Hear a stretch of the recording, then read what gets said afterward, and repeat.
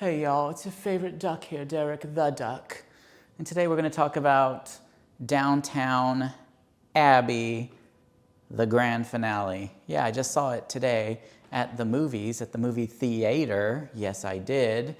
I saw it at the Alamo Drafthouse. I have the new Alamo season pass. I don't know if you know this, but they have a new one. And it is amazing. It's no fees for no booking fees anymore, so you can just see as many movies as you want and you never have to pay that little $2 fee anymore, and 10% off meals, off of food, and of course I get food already at 25% off with Costco gift cards, so it's pretty great. I knew I wanted to see this movie because I love all of the Downton Abbeys. I watched every single episode and all the other first two movies, so I was really excited to see the grand finale. It's going to be really grand. You see the poster and it's like the Lady Mary sitting there with her sort of crown that she always wears, or tiara, I'm sure, and all of her necklaces and whatnot. Now, I don't have any long necklaces like she does. I got these when I was a duck going wild in New Orleans, but it works the same way, I'm sure. I'm sure it's exactly the same as what she was wearing.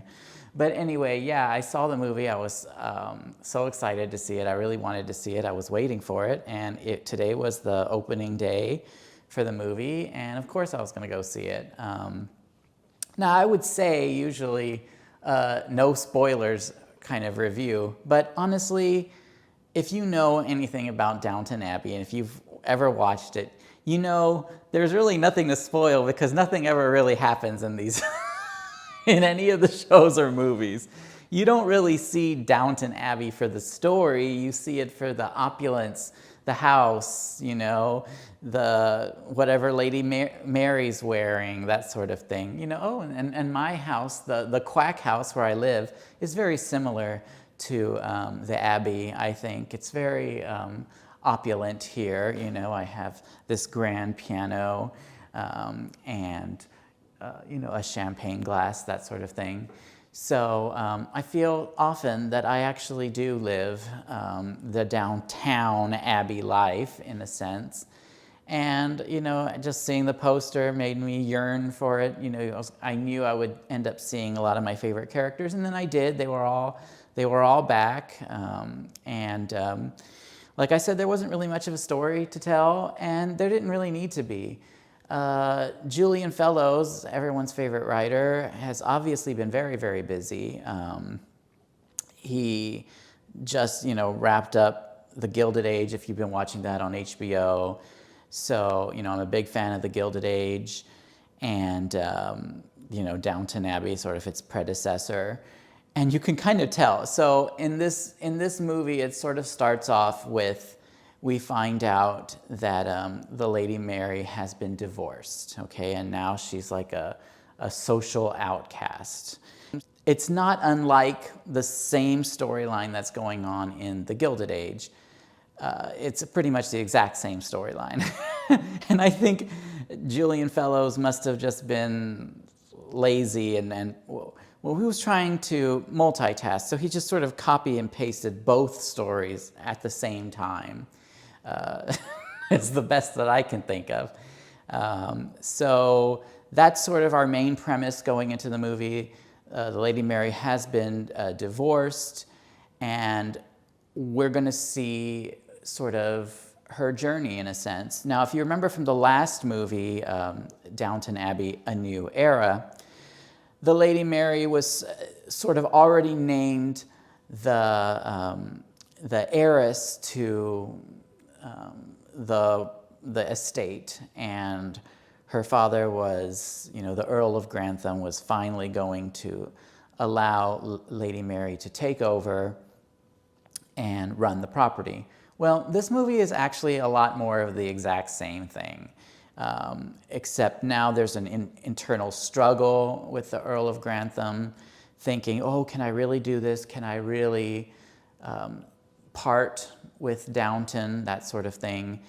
And the Lady Mary once again trying to convince everyone that yes, she is capable, and she can sort of handle it from here on in. She's got lots of beads, and she's got, you know, 20s flapper outfits on and tiaras galore, so she can do this, you know. So that's your basic premise. Obviously, there's a lot that happens, but if, like I said, if you know Downton Abbey, really not that much happens. We do get to see some great characters. Paul Giamatti is back. I was very glad to see him. As you can see from the posters, that sort of thing, he's back. He's always a great character. I did meet Paul Giamatti at the Delta Sky Club at LAX airport. And I mean, obviously he would be there. It's you know, Hollywood, and you're in a nice airport lounge.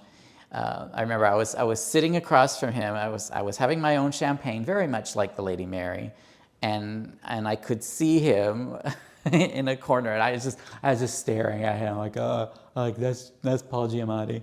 I went up to him and I said, I'm sorry I was staring at you. I'm just such a big fan. You know, I offered him to get him a glass of Merlot because he's never heard that joke before. But he was very, very sweet and just an absolute delight of a man. He was just, you know, it was a pleasure to meet him. So I have met Paul, great guy. And so it was great to see my old friend in this latest movie, Oscar winner.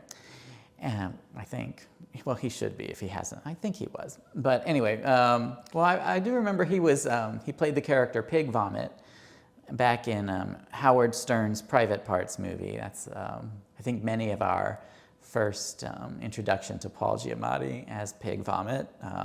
So it's good to see, it's nice to see that he's brought in his range since then. Sorry. But anyway, yeah, a lot of our favorite characters are there. A lot of the characters have now like been promoted, you know. We've got, you know, one of the previous footmen is now ready to sort of take over as head butler.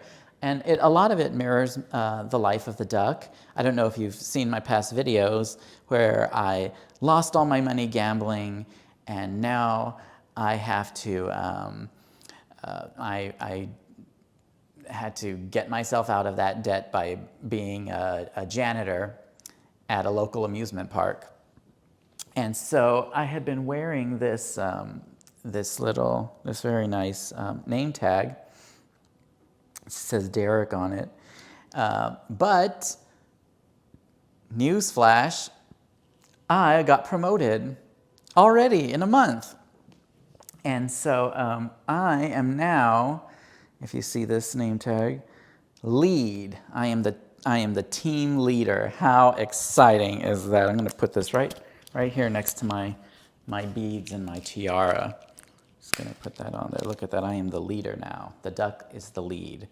So anyway, I have been promoted, so I knew what was going through their heads, you know, and I was so happy to watch it. I also ordered an old-fashioned, and this movie, everyone's ordering old-fashions. It was hilarious. It's like the new thing. It must have been that sort of 1930 sort of thing where the drink is sort of introduced or something. I don't know all the history of it, but they sure seem to enjoy their old fashions in this movie, so watch for that.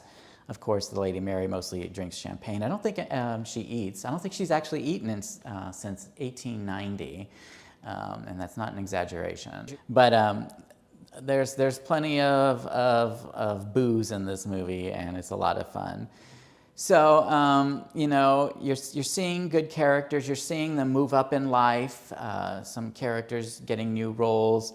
Mrs. Patmore is talking about retirement, you know, and other characters are talking about, you know, what's going to happen next in their life with this new thing. Maybe Daisy is in talks of maybe getting promoted to something. It's an exploration of these characters that we've come to know and love.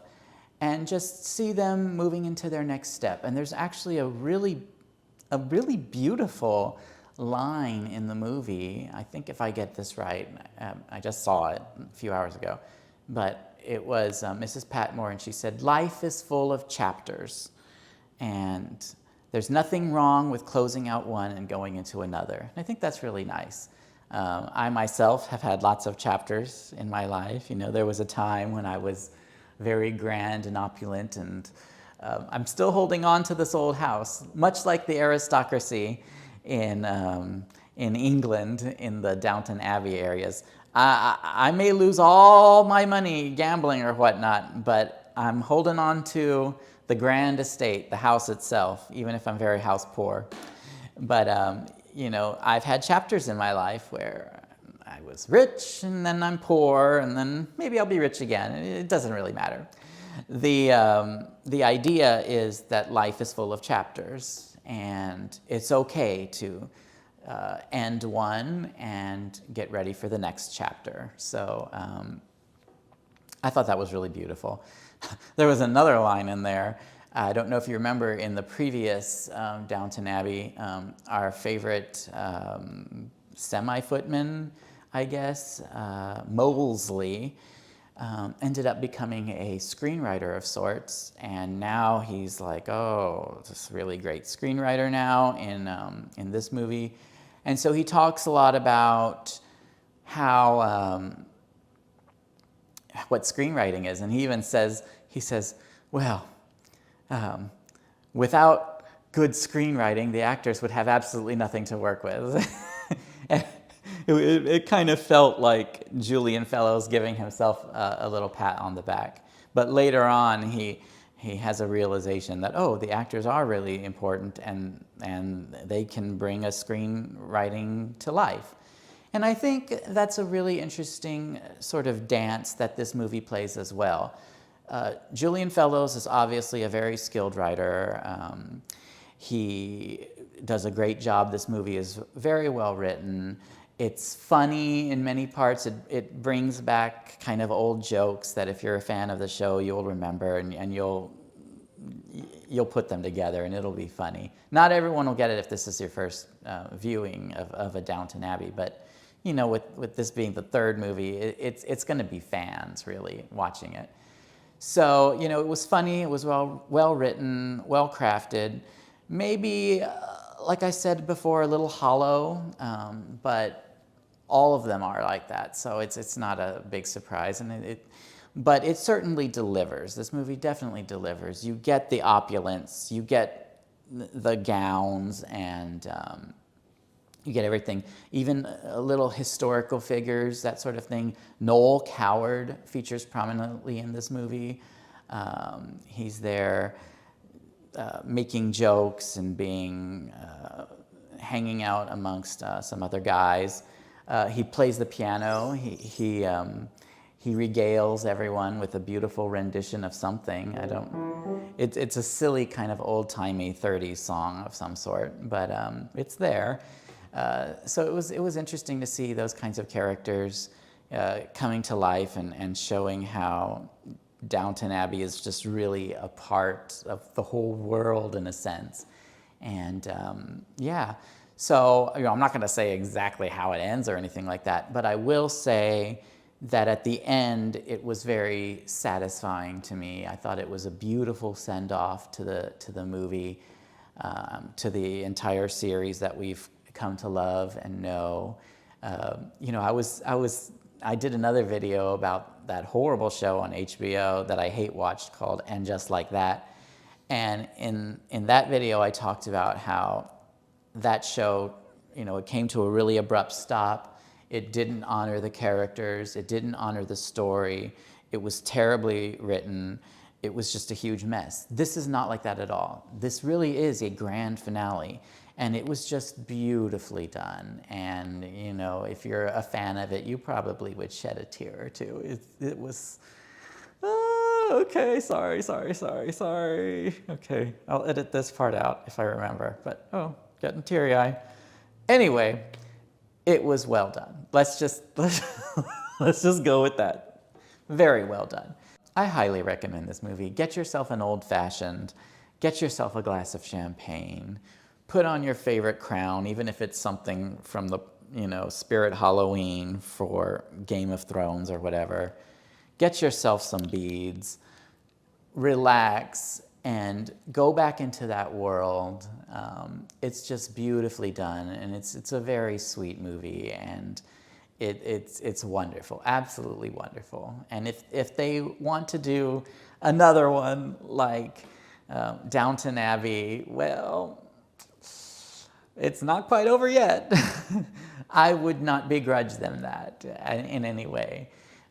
But it was a very fitting and beautiful ending to a wonderful series that has, just been an amazing show for decades. It feels like. I'm not really sure how long I've been watching it, at least 10 years, 15.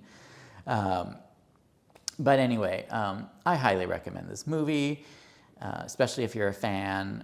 It's beautiful, and see it in the theater, Everything is more grand that way. The movie is supposed to be grand. It's in the title, the grand. It's not just the finale, it's the grand finale. So everything is grand. It's great to be there watching it with other fans of the entire anthology. And yeah, I really recommend it. This is a big, bold, beautiful, beautiful movie, and very well done. And it'll get to you. It'll get to you, especially if you're a fan. So I hope you've enjoyed this little review. And if you're going to go see it, the Duck highly recommends seeing Downton Abbey, the grand finale.